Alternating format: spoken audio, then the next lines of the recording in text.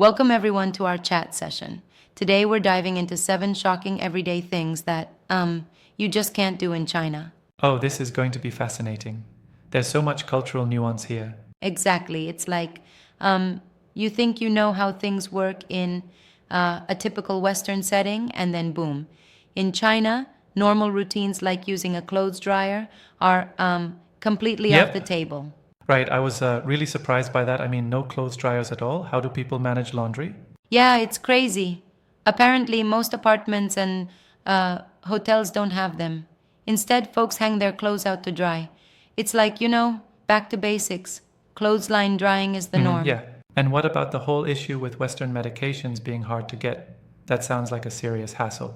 Oh, absolutely. So, if you're used to just picking up your familiar brands back home, in China, you might find that the same medications are either unavailable or only available in generic forms. Right. Hmm. That could really affect someone who relies on a specific medication routine. Definitely, it's a big shock, especially for travelers or expats who expect the same convenience. Imagine needing your allergy meds and not having them right away. That's a real eye opener. And then there's the whole thermostat situation. What's the deal there? Yeah, so thermostats in China, they don't work the way you'd think. They basically operate on different principles. For instance, you won't just dial in your ideal temperature. It's more like having to learn a new system completely. Yeah, I find that really interesting. It's like their design philosophy takes into account local energy practices or something, isn't it? Exactly, and it can really throw you off if you're used to the intuitive tweaks at home. Yeah, right. Now, the tap water situation. This is such a shocker to a lot of folks. Tell me about it.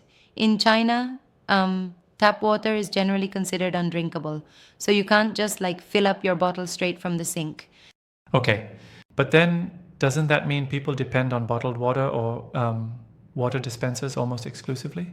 Exactly. It's almost a given, and it's not just a matter of taste. It's a learned behavior to avoid any potential risks. Yep, for sure. Speaking of food, the video mentioned something about salads being rare. That definitely caught my attention. Yeah, that's another one that puzzles a lot of Americans. In China, salads aren't exactly a staple or widely available in the same sense as they are back home. Right. So basically, if you're craving like lettuce and tomato freshness, you might have a hard time finding it in most eateries. Precisely. It's mostly about local cuisine traditions. Rice, noodles, and stir fried vegetables dominate. So, salads just don't really make the cut. Yeah, absolutely. Now, this one really got me thinking. The inability to use credit cards or cash like we do. What's behind that? Yeah, that is indeed one of the more striking differences. In many parts of China, you can't just pull out your credit card or rely on cash as you normally would. Instead, mobile payments and digital wallets are the standard. I see. That definitely speaks to how technology influences daily life there, doesn't it? Absolutely. It's like they've leapfrogged traditional banking systems. And, it also means visitors have to prepare differently. Right on. But don't you think that might actually be more secure and efficient in some ways? Well, yes and no. It's super efficient if you're in with the local tech, but it does add a layer of hassle for outsiders who aren't as plugged into those systems. True, got it. And then, oh man, no free napkins or toilet paper? That just sounds wild. Tell me about it.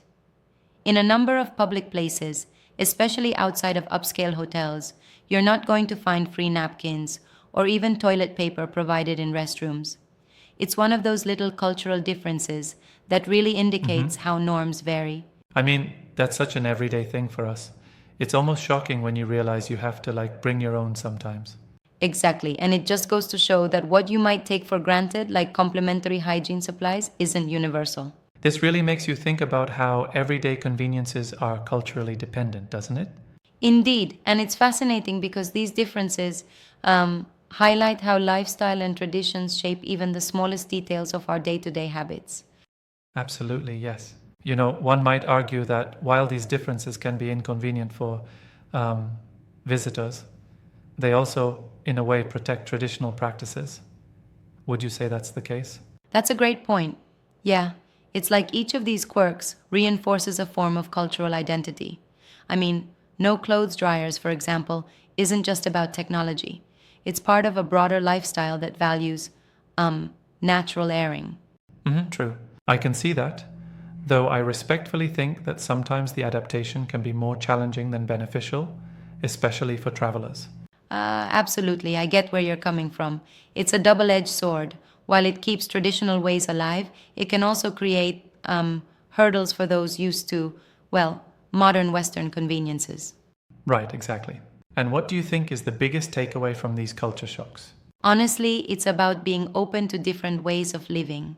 Each of these shocking differences, like the mobile payments and even the way everyday items are handled, pushes you to reevaluate your assumptions about what's normal.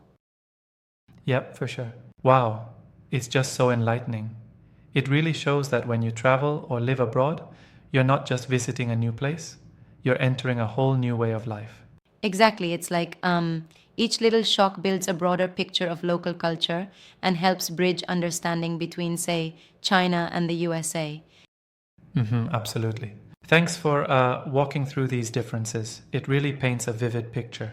Anytime, it's been super engaging discussing these nuances. Just goes to show how even the seemingly mundane aspects of daily life hold profound cultural meaning. Yep, indeed. I look forward to more of these deep dives into cultural contrasts in the future. So do I. Until next time, keep questioning and exploring what the world has to offer, even in the little things.